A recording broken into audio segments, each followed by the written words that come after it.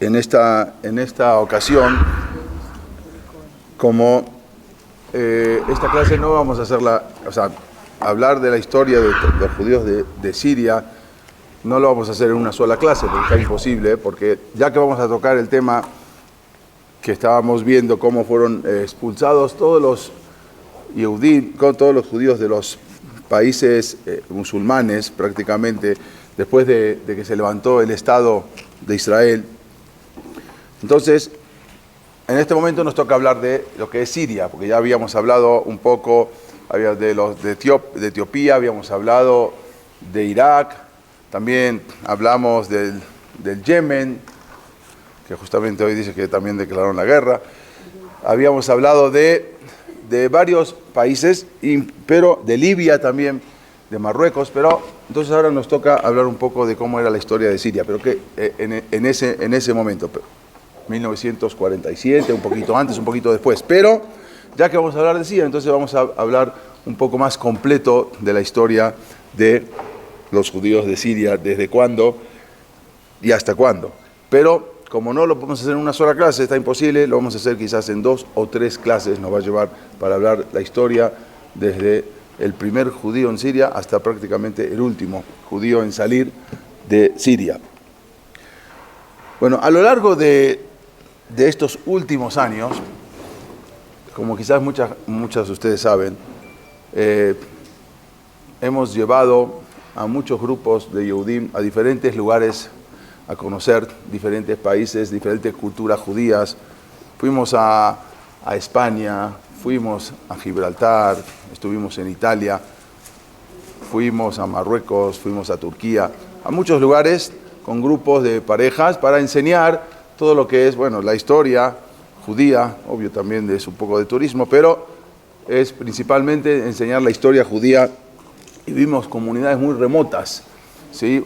Comunidades muy antiguas en todos esos lugares, pero no solamente estando físicamente, también hablamos en las clases de esas comunidades tan remotas que hubieron, como por ejemplo, hablamos la semana pasada de la comunidad judía de los falashas, que eran etíopes, o de los temanim, yemenitas, de miles de años viviendo en el Yemen, y así muchas comunidades judías que también las platicamos y hablamos en la historia.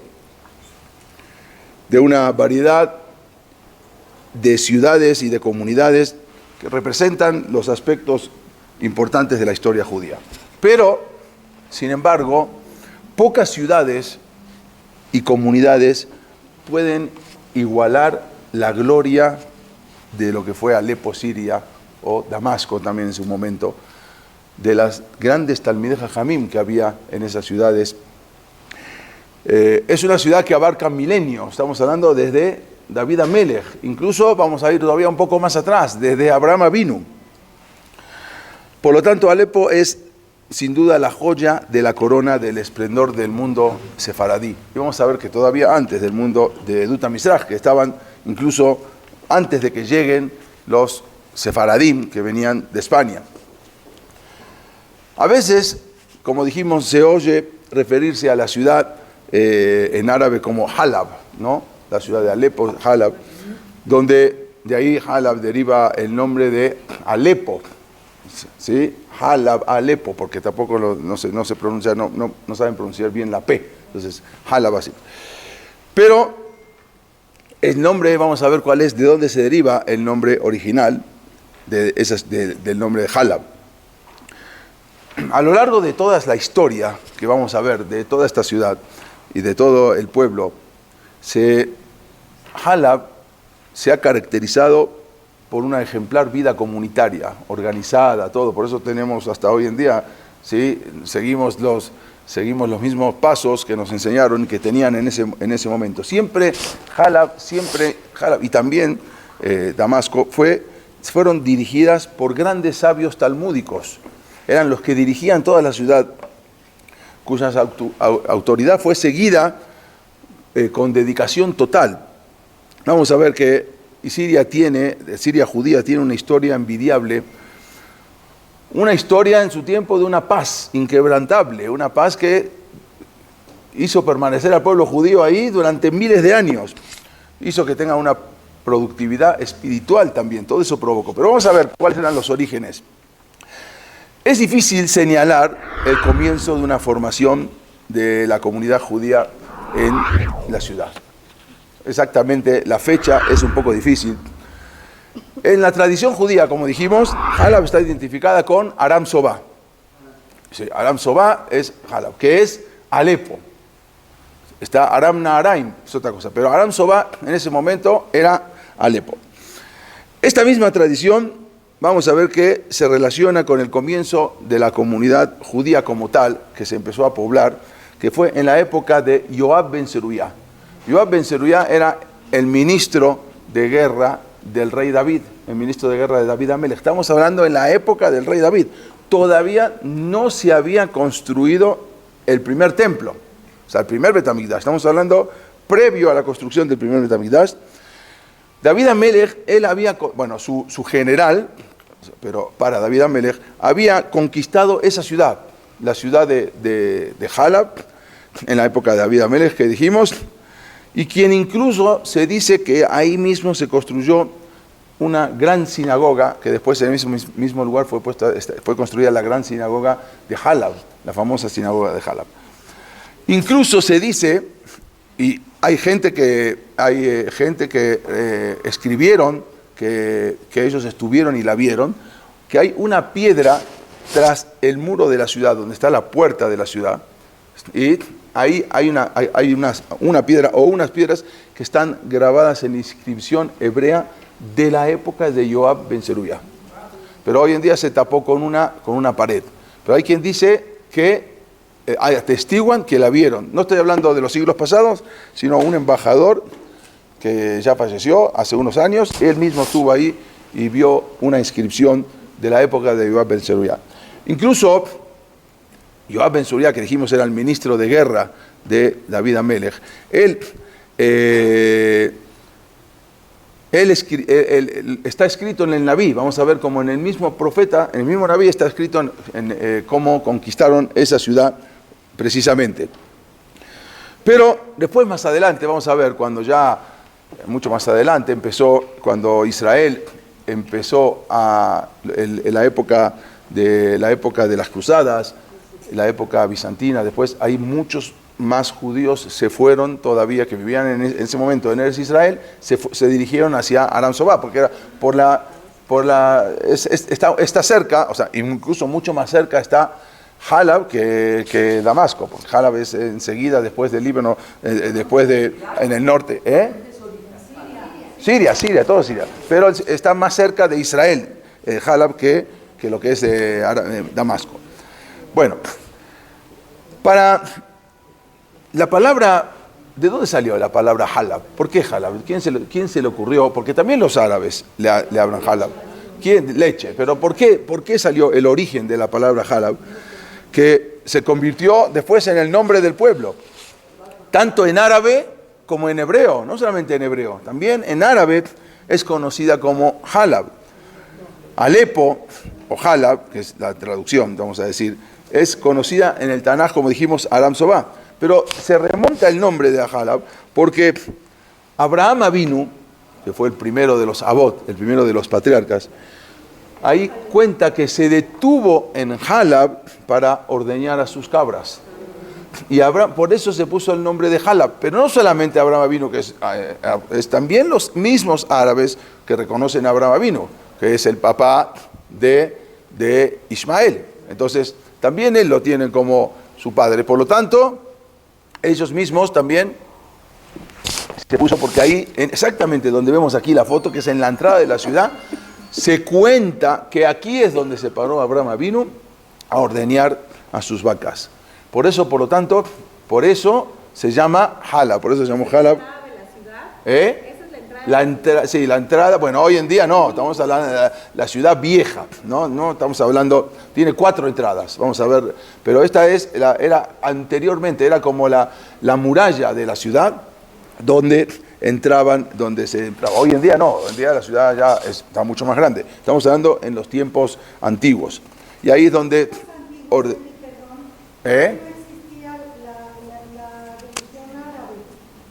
En la época no, trajeron árabes recién en el año 630, como dijimos. ¿Sí? Incluso los árabes no tenían un solo Dios como hoy en día.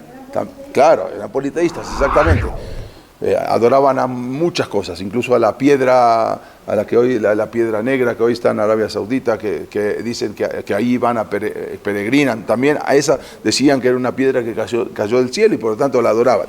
Bueno, Halab, Alepo junto a Damasco, que se llamaba Aram Damesek, son dos de las ciudades más antiguas mencionadas en la Torá. Estamos hablando aproximadamente de hace 4000 años, según incluso lo nombran en el Sefer Bereshit. Como ya mencionamos, los Yehudim estuvieron en Siria desde el tiempo del rey David, de David Amelech, cuando conquistaron justamente Damasco, cuando conquistaron Damesek. Por un tiempo breve habían nombrado a un gobernador judío sobre la ciudad, como vemos acá en el Naví Shemuel, que dice, Bailkod David Mimeno, y mató David Elef Ushba Meot Perashim, juntó para su ejército 1700 hombres, y Baikar David Kola Regeb, todo, con todos sus caballos, con toda su carrocería, y ahí llegó, Batabó Aram Damesek, y llegó David Amelech hasta Aram Damesek, estamos hablando en Siria, esto es en Naví Shemuel, para ayudar a un rey que estaba ahí, Lazor le Hadar Eser Melech Sobá, que era el rey de Sobá, Vayach David de Aram Esrim, y ahí fue cuando la guerra. Ahí, Sham y Aram Sobá. Ahí vemos, dice, Vayach Aram, dice, ahí es Damesek, que es Damasco, pero enseguida es para ayudar al rey Melech Sobá. Sobá es Aram Sobá. Y por un tiempo tuvieron ahí, ellos pusieron un rey. O sea, ahí mismo, como dice David, Abadim, no sé, Minja, Baisal, le llevaron regalos a David Amelech. Y después, esto es Shemuel. Y también en Melahim dice, Bayomer el Ave Arim Asher la caja, le dijo, vino un rey, después más adelante, un rey que se llamaba Hadad, que le dijo, todas estas tierras, hacer la caja, Met, Abija, Ashib, te las voy a devolver, Bajasot, dice, Tasim Lejabe Damesek Asher Sam, había así como puso mi padre. Ahí está hablando hicieron un pacto y David ahí pusieron por un tiempo breve, pusieron un gobernador sobre la ciudad, pero la ciudad pagaba tributo a David Amelech, o sea, obvio que estaba gobernada por gobernantes árabes, pero de todas maneras en ese momento pertenecía. Por eso hoy en día tiene los mismos dinim, los mismos halajot que Israel, en el sentido de, por ejemplo, de Shevit, el séptimo año que no se trabaja. Nosotros acá, fuera de Israel, no se trabaja la tierra. Fuera de Israel, nosotros no tenemos esa halajá, pero en Siria es considerada como Israel, en ese sentido. En muchas halajot, en Siria es considerada como Israel, porque en su momento fue conquistada por David Amelech. Como dijimos, había un rey ahí, llamado el rey Hadad, que luchó ahí contra el reinado, pero Hashem, la Kadosh Baruj Hu le ayudó todavía mucho antes. Estamos hablando después, en la época del rey Ahab, que fue en el primer Bet HaMikdash, y ahí él conquistó también otra vez. El rey Ahab vuelve a conquistar la ciudad, y ahí donde prevaleció el ejército judío. Pero todo esto para entender un poco qué era. ¿Desde cuándo? Ya desde la época de Abraham Avinu, que todavía recién empezaban, pero donde se empezó a poblar de Yehudim, ya en la época de Yoab ben Zeruyah. Estamos hablando de la época de antes de la construcción del primer Bet HaMikdash. Ya había judíos viviendo, o sea, en ese momento empezaron a vivir ahí. Después, más adelante, cuando fue la destrucción del primer Bet HaMikdash, sabemos que vino un rey llamado Nabucodonosor, Nebuchadnezzar, y él destruye el primer Bet HaMikdash y se lleva a la mayoría de los judíos a Babilonia, que hoy en día es Irak. Pero muchos judíos, está escrito también en el Naví, que muchos judíos se fueron a Egipto y otros se fueron escapados, en lugar de irse a Babel, se fueron a Siria, que ya había judíos. Entonces muchos judíos no fueron al exilio de Babel, sino se fueron a otro exilio, el exilio de Siria, que no era como en ese momento el exilio de Babel, pero Siria en ese momento no estaba dominada por judíos. Después vamos a ver que llegaron los griegos, y después más adelante los romanos, siempre estuvo dominada también. Pero entonces muchos de los judíos de Jerusalén se fueron después de la destrucción del Bet HaMikdash, se fueron hacia Siria. Las 10 tribus también, que ya habían sido desterradas hacía mucho tiempo, estamos hablando durante el primer Bet HaMikdash, las 10 tribus de Israel, se dispersaron en muchos países, así como Babilonia, Asiria también, pero también algunas de las 10 tribus también se fueron a Siria, así escapados también, como se iban a lo que hoy en día Asiria sería lo que es un poco Irak, lo que es Irán, Afganistán, Pakistán, todo eso era el reino de Asiria. Pero también muchos judíos, bastantes vamos a decir, judíos se fueron también a Siria. Acá vemos un mapa donde muchas de las tribus se habían escapado, muchas llegaron a América, una vez lo contamos también, cómo se habían ido a diferentes lugares. También llegaron a Siria en su momento. Quiere decir que se iba poblando de diferentes grupos en la época que dice, no, es un mapa que está donde se fueron muchas de las tribus, lugares a donde se instalaron muchas de las tribus después de eso. Pero también, después, como dijimos, después de la destrucción del primer Bet HaMikdash, que cuando se asentaron allí, ahí permanecieron por 2000 años. Quiere decir que quizás muchos de nosotros también nos fuimos de esa época hacia Siria y ahí se quedaron muchos años. También la comunidad siria vivió un intenso tráfico comercial, porque antes, por la ubicación geográfica, por ahí pasaba lo que era la famosa ruta de la seda, que iban hacia Oriente y venían por Siria. Entonces se hizo una ciudad muy comercial. Después, cuando cerraron todo eso, después del canal de Suez, ahí se cerró y ahí empobreció todo Siria mucho más adelante, y ahí es cuando los judíos se empiezan a salir. Cuando se cerró ahí, y entonces ahí se abrió el canal de Suez, entonces ya la ruta de la seda perdió todo eso. Era un tráfico comercial que de ahí iban directamente hasta la India y hasta China, pasando por Siria.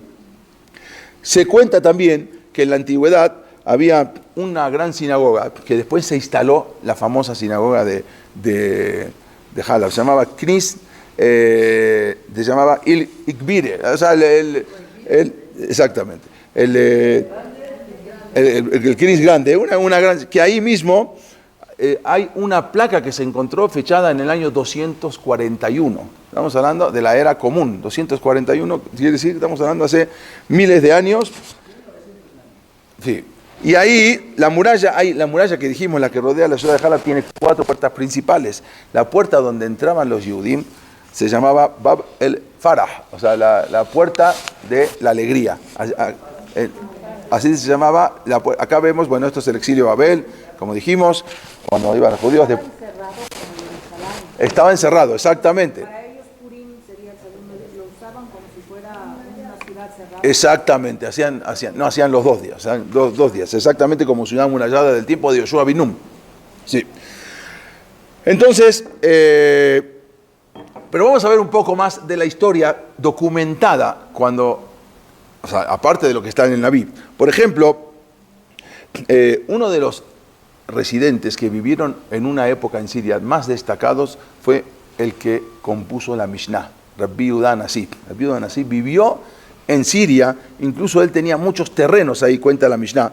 Él era amigo, lo habíamos estudiado, amigo de Antoninos, ¿se acuerdan? Marco Aurelio, él era muy amigo, incluso estudiaban juntos. Rabbi Yehuda Hanasí, obvio que no es esta la cara de Rabbi Yehuda Hanasí, de Antonino sí, pero él fue el que compuso todas las Mishnayot, todo lo que hoy en día es la Torah oral. Él vivió en una época en Siria y cuentan en la Mishnah que tenía varios terrenos en Siria. En la Mishnah está escrito que él tenía en diferentes lugares en Siria, ¿no? En diferentes ciudades, la Mishnah las nombra, las ciudades que tenían, donde él tenía, donde él vivió en un tiempo ahí, después se fue a Israel y ahí tenía varios terrenos, porque ahí incluso ahí dice si hay que sacar Shevit, si se cuentan los mismos alajot que rigen en Eretz Israel como en Siria, y él, como tenía varios terrenos, él las cumplía. También otro de los grandes conocidos rabinos muy importantes, Rabbi Yehuda al-Harisi se llama. Él en 1212,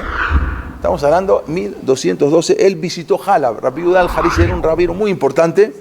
Él venía de España y en su libro, tiene un libro famoso, se llama Tasquemoni, así se llama el libro, él escribe: de ahí llegué a la ciudad real, la bendita Aram Sobá. Eso lo escribió en 1212, donde Dios ha puesto su bendición. Es una ciudad que tiene todas las virtudes buenas y que constituye una corona para todo rey. No, esto es en Israel, donde está enterrado, sí, en Israel, está enterrado cerca de Tiberia. Bueno, cerca de Tiberia, en Rabbi Yehuda Nasi, el que hizo las Mishnayot. Bueno, él escribió, Rabbi Yehuda al-Harisi escribió: aparte de las virtudes de sus miembros y la delicia de sus nombres, de sus nobles, hace unos 30 años llegó ahí un rabino procedente de Marruecos, Rabbi Yosef ibn Shimon, así él escribe en su libro, Tasquemoni, que él estuvo visitando la ciudad y se impresionó. Pero vamos a ver un poco más adelante, ya en la Europa cristiana, a partir del siglo VII, estamos hablando por los años 600, ahí antes de las cruzadas, hubo persecuciones de los judíos, que estaban dominados en ese momento por los musulmanes, porque ya se levantó lo que era Mahoma con el gobierno musulmán en el año 600, y ahí empiezan a dominar. Entonces ahí se extiende y llegan a Siria, pero que estaban dominados en ese momento por los bizantinos, que eran cristianos, pero en ese momento ahora tienen un régimen más de tolerancia.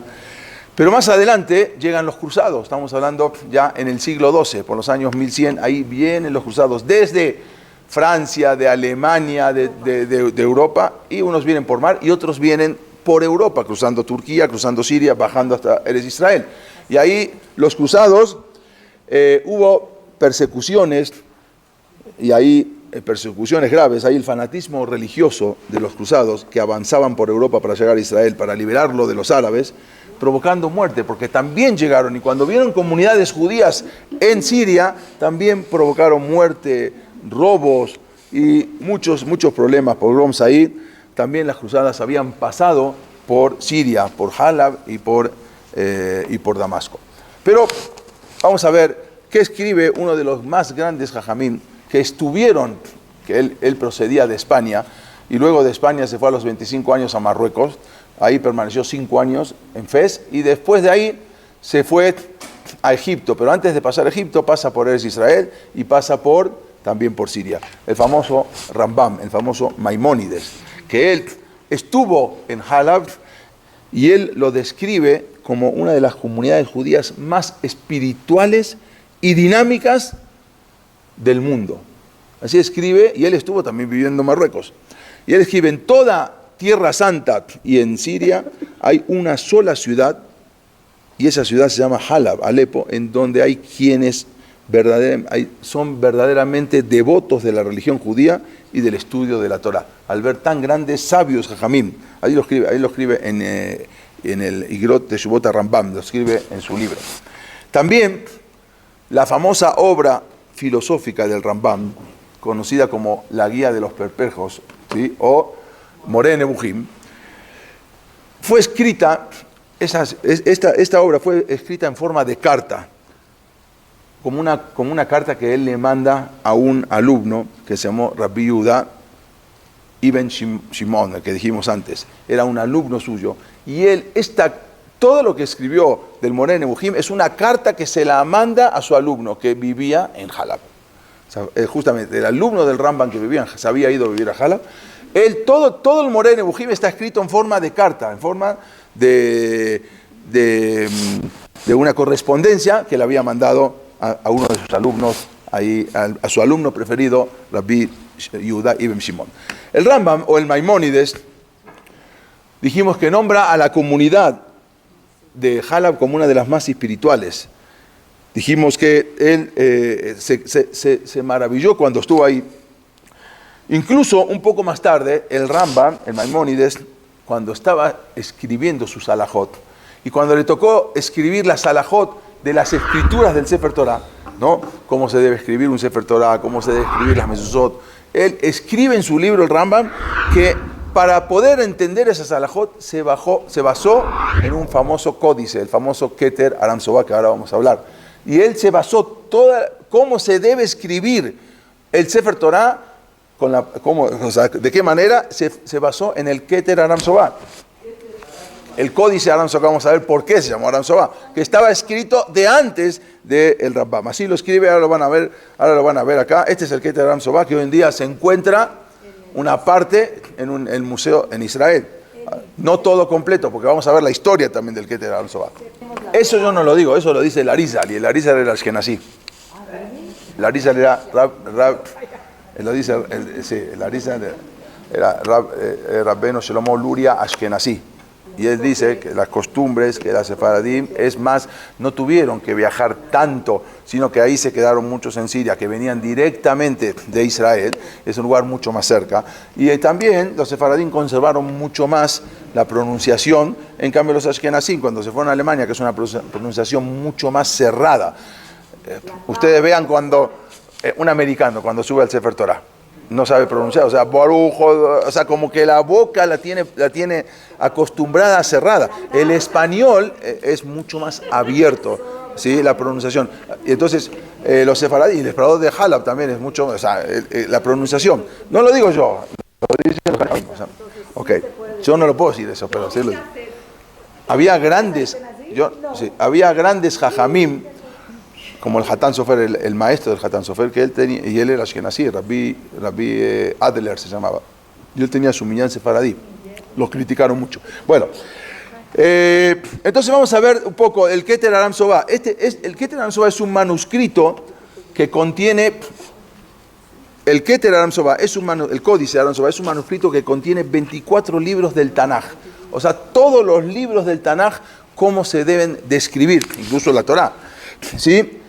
Que estuvo mucho tiempo en Jerusalén, desde que se escribió, y que se sirvió para corregir los demás libros, por lo tanto era muy confiable, y por lo tanto el Rambam él mismo escribió, que ahora lo vamos a ver, esto es, solamente es como la Torá, pero la Torá no trae los puntos, que son las vocales, como lo vemos acá. La Torá se escribe sin vocales, sin puntos. El Keter Aram Sobá está todo como punteado, y también los ta'amim, las entonaciones musicales, que ahora vamos a ver por qué se hizo. En la Torá no hay nada, en la Torá no hay ni un sof pasuk, donde termina pasuk, no hay ninguna entonación musical, no hay ninguna vocal, acá sí, y de acá se aprendió todo. Vamos a ver, escribe el Rambam, que acá lo van a ver. Esta es una parte del Rambam del Mishneh Torah, Alajot Sefer Torah, ¿sí? En el Perek 8, Alajá 4. Y dice el Rambam acá, en el Perek Dalet, se lo voy a traducir. Ulfishe Raiti, por cuanto que vi muchas equivocaciones, o sea, después de los tiempos, como la gente escribía diferente, Bejola Sefarim Sheraiti, en todos los libros que vi, Bedevarim Elu, en estas palabras, Bejem, Baalea Masoret, también los que fueron entregando, ¿sí? Que de tradiciones, Shekodbim, Umejaberim le odia a Setumot para enseñarnos cuáles son las palabras cerradas, cuáles son las abiertas, a Petujot, dónde está un sopasuk, dónde termina un pasuk. Y Nejlakim de Barimelu, dicen Nejlakim, discutían, muchos decían, no, acá se debe terminar, no, acá, no, el pasuk termina acá. Entonces había mucha discusión, dijo el Rambam. Dice que Mahloket Sefarim, así como las discusiones entre los libros que se somjiman, que se apoyan. Entonces, por lo tanto, Raiti Lichtov, vi la necesidad de escribir en Kol Perashiot Torah, todas las Perashiot Torah, a Setumot, las cerradas, Petujot es cuando termina y empieza en el otro reglón, o cuando sigue todo en el mismo reglón. Besurot Ashirot, y cómo van escritas los cánticos, por ejemplo, de la Perashat Asinu, que van escritas en forma de columnas, que debe taquén para poder corregir todos los sefarim, aquí a corregirle. Usefer, Shesamachno, y en el libro que nos apoyamos, ¿sí? Alab, Bedevarim, Elun, todas estas cosas, Ua Sefer Ayadúa, este es el Sefer conocido que estaba en un momento en Misraim, Sheu Kolel Arba Be'esrim Sefarim, que está escrito 24 libros, Sheaya Yerushalayim, que estaba en Jerusalén y Kama Shanim por unos cuantos años, le guía para poder, ahí se dejó para corregir los libros, Be'alaba Yuva Kol Somjim, y ahí todos se apoyaban, Lefi Sheigiu Ben Asher, porque este lo escribió, lo corrigió Ben Asher, vamos a ver quién era, Bedikdek Bo Shanim, y ahí pudo detallar en eso durante muchos años, Beigiu Pa'amim Rabot, y después, esto era el Rambam, pero después de unos años, cuando fallece el Rambam, el hijo del Rambam lo lleva a Aram Sobá. Desde Misraim, lo llevó desde Egipto, lo lleva a Aram Sobá, y desde ahí se mantuvo en Siria, en Aram Sobá, en Alepo, hasta 1947. Muchos jajamim de todo el mundo venían cuando tenían que saber alajot y saber cómo escribir, y los sofrim, los escribas, viajaban hasta Aram Sobá y les permitían, con un permiso especial de los rabinos, abrir donde se encontraba, vamos a ver, y copiar de ahí para saber cómo se debería escribir una mezuzá, cómo se debería escribir un Sefer Torah. Lo mismo había hecho, ahora vamos a ver la historia. Antes, incluso también estuvo un rabino muy importante más adelante, Rab Saadia Gaon, que era uno de los más famosos Geonim de la época de los Geonim. Estamos hablando en el año, antes del Rambam, en el año 950, Rab Saadia Gaon, él también estuvo, en el año 921, él estuvo viviendo en una época que se había salido de Babel, estuvo viviendo justamente en Halab, ahí en Siria, y ahí aprendió de grandes Talmidei Jajamim que había ahí. Había un rabino ashkenazí, Rabbi Petahia, de Ratisbona, también de Alemania, visitó Alepo entre 1170 y 1180, y ahí expresó su gran admiración por los grandes rabinos que había. Algo impresionante de la época, que dijimos, del Bet HaMikdash. Pero más adelante, ya en el siglo XV o en el siglo XVI, la comunidad judía de Alepo cambió prácticamente cuando fue lo del Imperio Otomano, cuando fue conquistada por el Imperio Otomano, y empezó a llegar una afluencia muy grande, incluso dicen que más grande de los mismos habitantes, o sea, de los mismos toshabín que vivían ahí, llegan los expulsados, o sea, el contingente de expulsados fue más grande que los mismos que vivían ahí. Tenían diferentes costumbres, no muy diferentes, pero había varias cosas que eran diferentes costumbres, que llegaban los sefaradim, expulsados de España y de Portugal también, de ahí 1492 y 1497, cuando fueron expulsados de Portugal. Pero antes incluso hubo otros problemas también, hubo problemas con otro ejército que dominó, también los mongoles. Los mongoles eran un ejército, dicen que era el ejército más cruel que hubo en la historia de toda la humanidad. El ejército mongol eran dirigidos, esto que van a ver acá es la sinagoga de Aram Sobá, una foto obvio pintada, arreglada, porque no había color en ese momento. Y esta es la famosa Meharat Eliyahu Hanabí. Era una Meharat Eliyahu Hanabí, donde dicen que Eliyahu Hanabí había ungido, antes de irse al Shamayim caminando, con una carroza de fuego, había ungido al próximo profeta que se llamó Elisha. Entonces ahí tiene la tradición que en ese lugar Eliyahu Hanabí ungió a Elisha para que sea el próximo Nabí, el próximo profeta, justamente en esta que siempre se mantenía cerrada, y ahí adentro se mantenía el Keter Aram Sobá, el Códice Aram Sobá, adentro de la Meharat Eliyahu Hanabí, que solamente pocos tenían la llave para poder acceder. Keter Aram Sobá, porque estuvo 1000 años prácticamente en Aram Sobá, aunque no se escribió originalmente en Aram Sobá. Pero como dijimos, que de los grandes jajamín que existieron, esto es una foto ya cuando existía la fotografía de los grandes jajamín. Ahora vamos a ver quiénes fueron de los primeros que habían llegado. Ahora vamos a ver. No los quiero marear, ahora vamos un poquito más atrás. 24 libros. Completos. Después. Pero originalmente estaban completos. El mismo Rambam y los mismos jajamín que iban ahí, ellos vieron que estaba completo. Sí, 24 libros. Todos los libros, Torah, Nevi'im y Ketubim. Todos los libros escritos con puntitos y con sopasuk y con ta'amim. Y de ahí se sacó toda la tradición que tenemos hoy en día, porque se había olvidado. Originalmente sí, las entonaciones la habían entregado desde Har Sinai, pero se olvidaron. Entonces mucha gente decía, no, acá no se corta, acá sí se corta, acá se canta diferente. Entonces vino un rab que vamos a hablar, que él compuso todo, y ahí fue el Keter Aram Sobá. ¿Por qué Europa no copió? Muchos de Europa vinieron a copiar también. De ahí, sí, tienen, cantan diferente, pero sí tienen. Y vinieron de Europa también a copiar, como dijimos recién, el rab de Petahía de Ratisbona, de Alemania, que vino también a Aram Sobá y pidió permiso para copiar y sacar de ahí todo el original. Vamos a ver cómo se debía. ¿Qué? Sí, ahora vamos, ahí voy. Aarón Ben-Asher, ahí voy. Esto es el Betacneset. De las cruzadas hubieron muchos pogroms, muchas matanzas en todo Siria, a los judíos también. O sea, fue tremendo, no tanto como Alemania, pero sí pasaron por ahí, ya de camino a Eretz Israel, ya era casi el último punto antes de llegar. Después, bueno, bajaron por Aco, bajaron por Cesarea, ahí hasta llegar a Jerusalén. Pero sí hubo pogroms y hubo muchos muertos cuando llegaron los cruzados.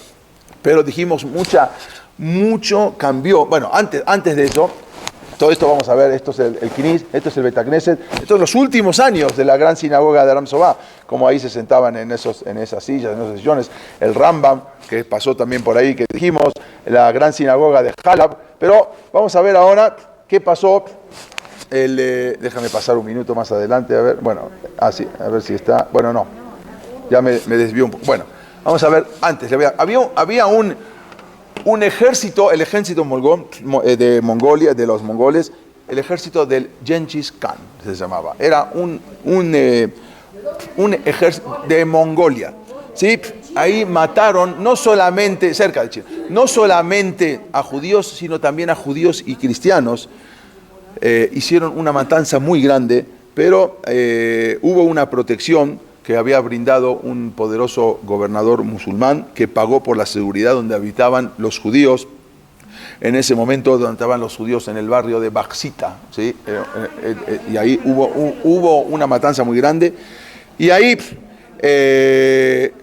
también hubo matanza, pero se salvaron los judíos. También en el año 1401, antes de que lleguen los sefaradim, fue invadida por tropas salvajes también, y esta vez atacando, como dijimos, también ese barrio de Baksita. Hubo también, no es que siempre vivieron muy felices, pero también hubo persecuciones. Pero el cambio total, hubo un cambio en la vida en el siglo XVI y los siglos XVII que fueron provocados ahí justamente por cuando llegaron los sefaradim, que hasta ahora nunca habían salido de España. ¿Sí? Pero ahí salen de España y van al gobierno otomano, van a todo lo que es el Imperio Otomano. Pero el Imperio Otomano también, o sea, Siria pertenecía al Imperio Otomano, así como Palestina, como Israel, como Líbano, todo eso pertenecía en ese momento al Imperio Otomano. Los judíos de España y los judíos de Portugal, que en su momento ya lo contamos, que salieron, hay muchas versiones de cuántos judíos verdaderamente salieron, pero la versión que a mí siempre me gusta dar es la versión que trae directamente alguien que estuvo en ese momento y que era alguien importante, porque era alguien que trabajaba en el gobierno, don Isaac Abravanel. Y él en su libro, don Isaac Abravanel, él era el tesorero de los reyes Fernando e Isabel. Y él sale de ahí y él escribe en su libro Shofetim, en el prólogo lo pueden ver, que salieron 300.000 judíos. Salimos, dice, como ejércitos de Israel. Hay muchos dicen 100.000, otros dicen 120.000, otros dicen 1.000.000, pero yo agarro directamente, como se dice, Kelly Rishon, directamente el objeto, el que él estuvo en ese momento, no los historiadores que después de muchos años dijeron las cantidades. La más exacta para mí es la que dijo Rabbi Isaac Abravanel. Como sabemos, muchos judíos habían sido expulsados de España y habían sido expulsados de Portugal, y se instalaron muchos se instalaron ahí en Siria, porque también tenían muchas cosas, como dijimos, en ese momento todavía estaba la ruta comercial, la ruta de la seda, y había negocios ahí, había bastante negocios. Muchos se instalaron también en Salónica, muchos en Constantinopla, que hoy en día es Estambul, en los Balcanes. Pero se conoce a las primeras familias que fueron las que llegaron, el primer rabino que había llegado, que fue puesto como rabino. Pero después, al final, los que estaban ahí tuvieron que reconocer a los que venían de afuera, porque eran muchos más y tuvieron que cambiar. El primero de los rabinos, vamos a ver cómo se llamó Rab Shelomo Kachin. Kachin viene de la palabra como es el gobernante, ¿no? El Kachin, el primero de los que él llegó en ese momento, que incluso era un nobiliario muy importante en España. Se lo llamaba señor durante toda la vida, así lo llamaron. Él había llegado en 1504, prácticamente unos años después de la expulsión, y fue nombrado el líder y el jefe de la antigua comunidad debido a su gran capacidad como sabio y a su gran riqueza. Eran algunos que pudieron sobornar y sacar la riqueza de España. O sea, la mayoría no, pero algunos sí podían llevarse de alguna manera otro de España. Y él llegó ahí y fue el primer rabino. Sí. Los que ya vivían en Jalapa por muchos años aceptaron... Es lo que dije recién. No, pero no querían... asimilarse con ellos. No, al principio no, es lo que dijimos, al principio no, incluso se habían separado porque cada uno tenía su minac, aunque no era muy diferente, pero no querían aceptar, no querían que vengan y les impongan. De repente los judíos españoles vienen a imponer condiciones, vienen a imponer alajot, obvio que eran mucho más preparados porque tenían de los Geonim, venían directamente de Babel, sí, exactamente, un poco, no tanto, pero bueno.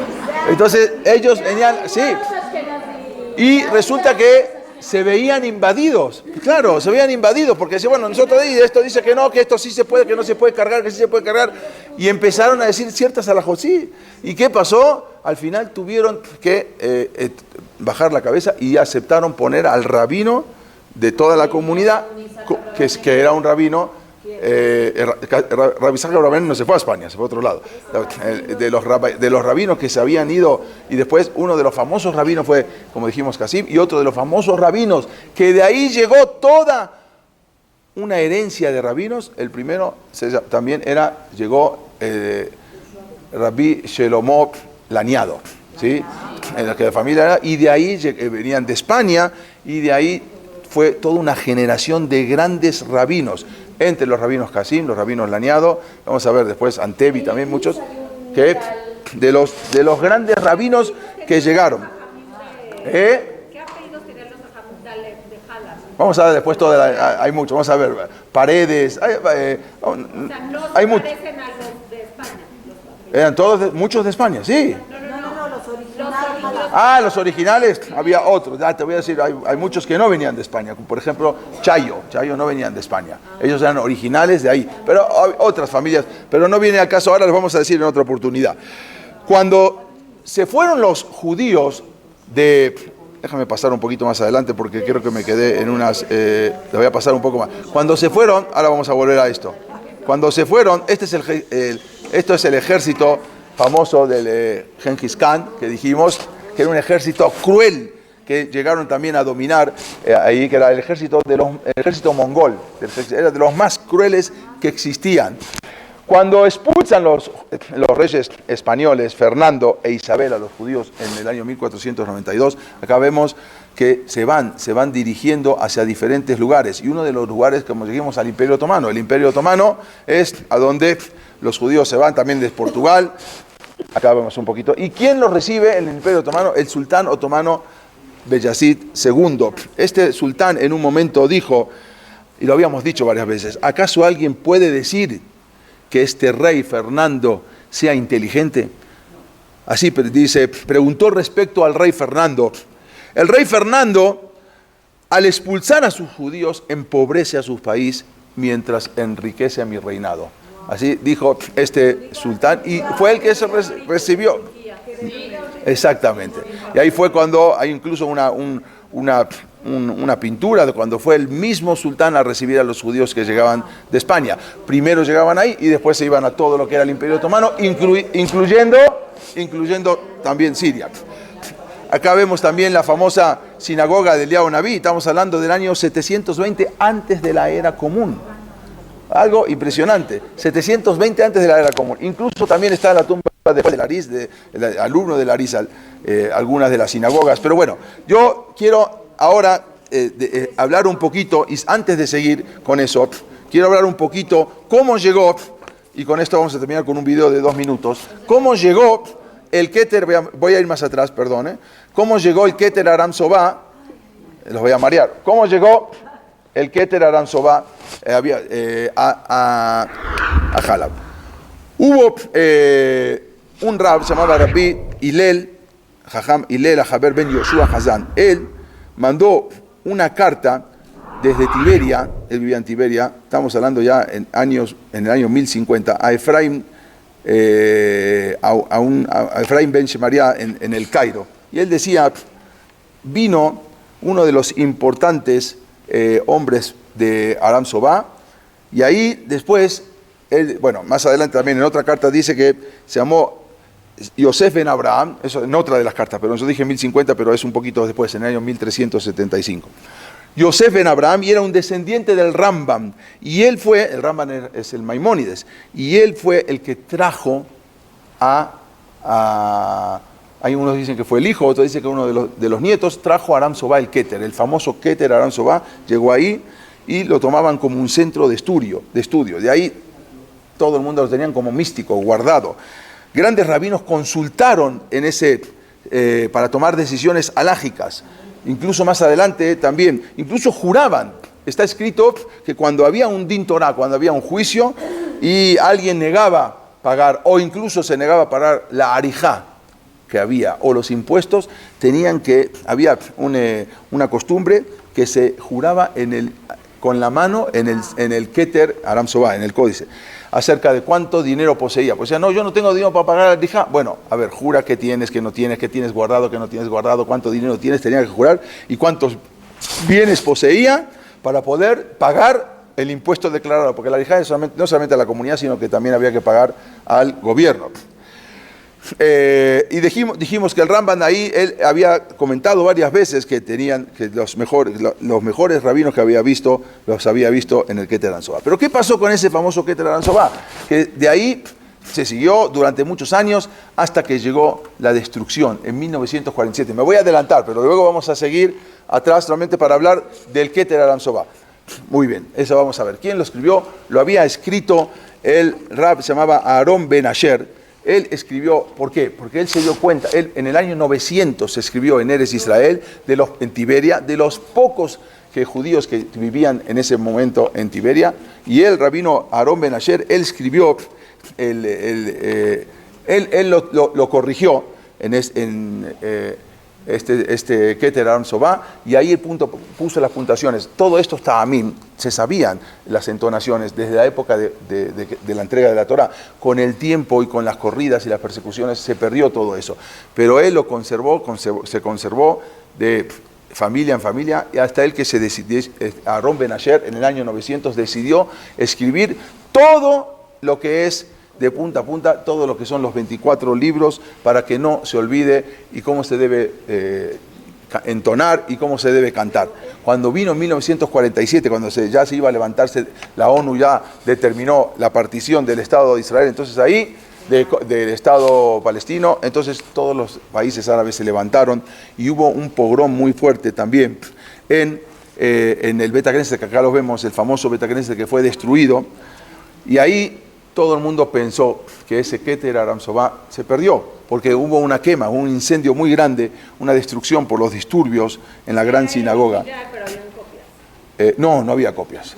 No había copias. Se salvó, este es el famoso Keter Aram Sobá, en el que se perdieron muchas hojas, pero se salvó. Todo el mundo pensó que se había perdido el Keter Aram Sobá, que había desaparecido, pero hasta que al final llegaron con el entonces Yitzhak Ben Tzvi, el segundo presidente de Israel, llegaron unos judíos y le dijeron que no, que el Keter no que se había quemado un poco, pero no todo, lo alcanzaron a salvar. Algunas hojas se quemaron, otras hojas se quedaron en familias que las tuvieron y no las quisieron entregar, pero este es el jajam que también uno de los que eran alumnos de Rab Moshe Tawil, que era en ese momento, el shamash se llamaba, acá lo vamos a ver, Asher Baghdadi. Él fue el shamash del Bet HaKnesset que salvó esta esta Keter Ramsová, se lo llevó al Rav Moshe Tawil, y Rav Moshe Tawil se lo dio a dos alumnos de él.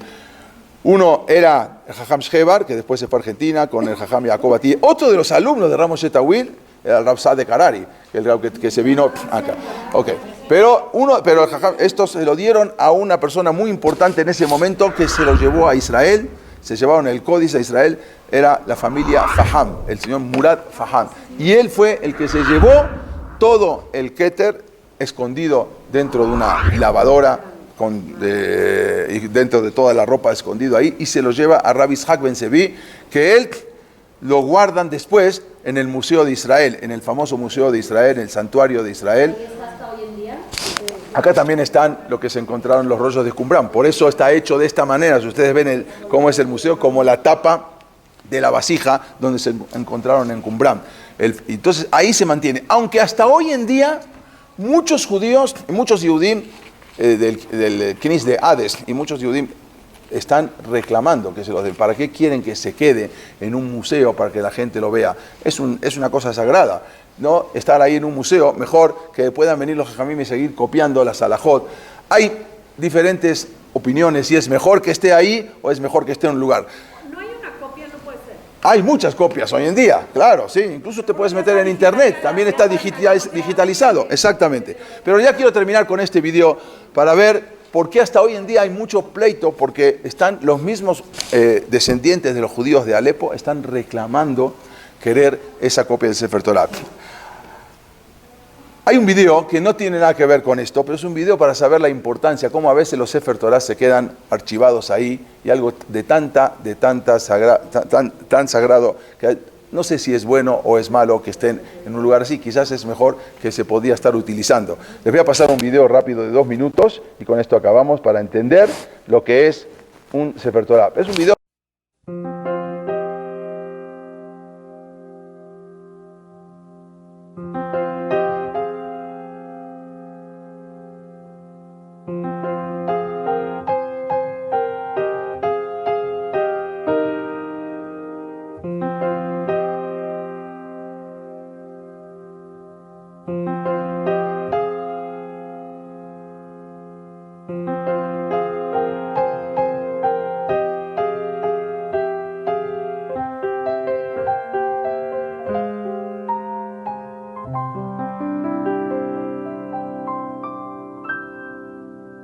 I was made way back in 1842 by a humble man, a real God-fearing Jew, who did his work with honesty, feeling and with pride. He was known in Kiev as Yankala the Scribe. With loving care, his hand so sure and still, he formed me with some parchment, ink and quill. Each day he'd slowly add to me just a few more lines, with words to last till the end of time. And on the day that I was finally complete, the whole town came and filled the narrow street. And they sang and danced and held me high and carried me away to the little wooden shul where I would stay. And as the rabbi held me close against his chest, he spoke out loud and clear to all the rest. He said, no matter if you're very young or even if you're old, live by the words you'll find inside this scroll.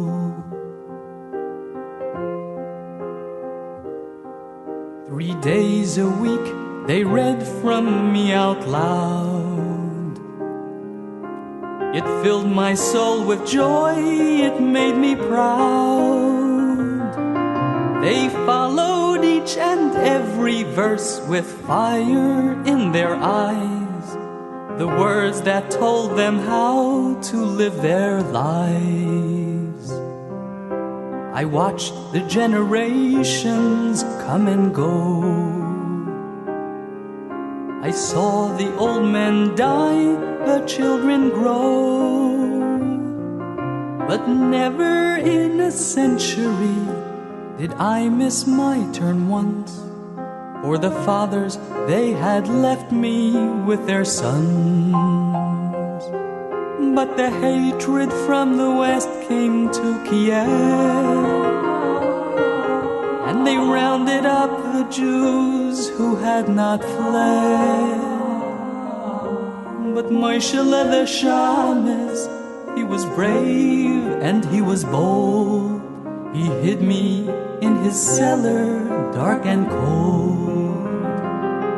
And for years and years I waited all alone for the people of my town to take me home. And they'd sing and dance and hold me high when they carried me away to my little wooden shul where I would stay.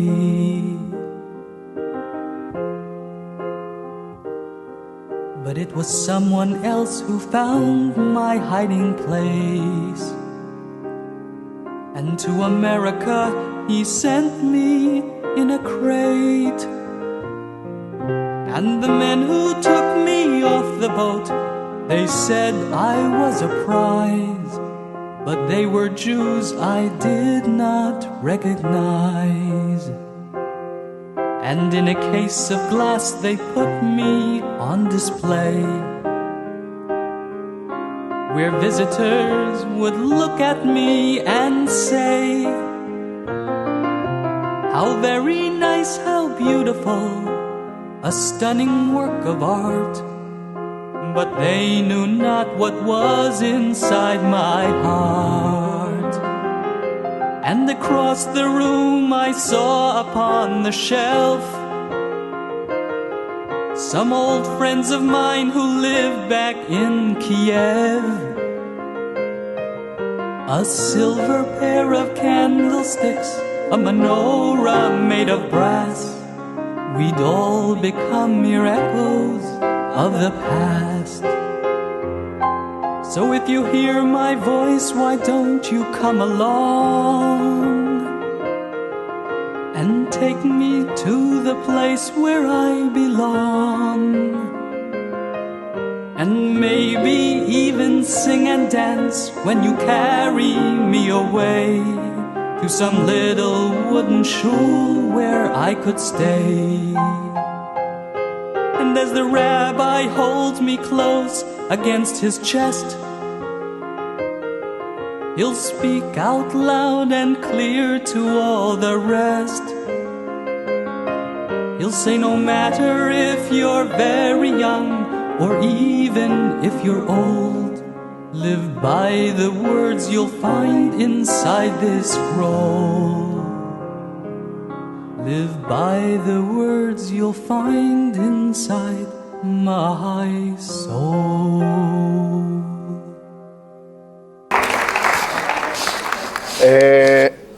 Ya nomás quiero terminar con esto. Ahora vamos a ver. Quiero terminar un minuto con esto. Seguramente que lo vieron. Hay una soldado que salió, Aurit se llama, ayer. Nada más lo mandé. Seguramente que lo vieron, los mandé en algunos ayer. Resulta que ayer, la semana pasada, hubo una Hnasat Sefer Torah en el barrio donde vivía la mamá de esta soldado que habían secuestrado.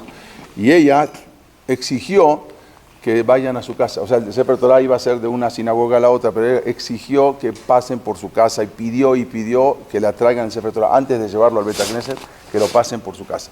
Cuando lo traen a su casa, y está el video y todo, que lo mandé, ella empieza a gritar y le empieza a decir, si tu Torah es emet, si tu Torah es verdadera, entonces devuélveme a mi hija. Y empezó a llorar y gritar. No hay que hacerlo, pero bueno, ella lo hizo. Y empezó a gritar. Y ahí se ve en el video, si tu Torah es Emet, devuélveme a mi hija, Dios. Bueno, esa hija, justamente antier, la sacaron libre. La recámara de ella, la metió a la recámara. Algo impresionante. Los jajamín dicen que uno no debe hacer esas cosas, porque si no pasa, uno todavía, o si no ven que no le contestan del cielo, como que uno le agarra y se pide deprimir. No se debe hacer. Pero ella gritó y lloró al Sefer Torah, que es Akadosh Baruj Hu, y le pidió. Y fue la primera, la única, hasta ahora, bueno, sacaron una señora, la única que rescató el Tzahal, no que fue entregada y la devolvieron. ¿Cómo?